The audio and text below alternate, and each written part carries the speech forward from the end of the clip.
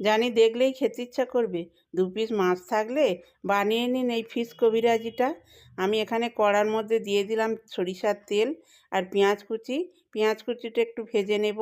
তারপরে রসুন বাটা, লঙ্কা কুচি, আদা বাটা, হলুদ গুঁড়ো, লঙ্কার গুঁড়ো, জিরে আর গরম মশলার গুঁড়ো, লবণ দিয়ে দিলাম।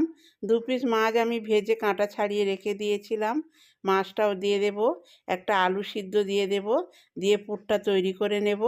এখানে আমি একটা ব্যাটার তৈরি করব, তার জন্য ময়দা, লবণ আর জল দিয়ে তৈরি করে নিলাম। সবগুলো আমি তৈরি করে নেব।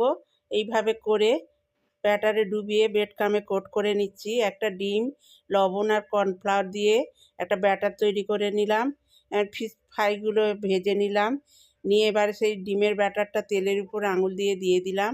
ওর উপরে একটা ফিশ ফ্রাই দিয়ে মুড়ে নিলাম। রেডি হয়ে গেল ফিশ কবিরাজি।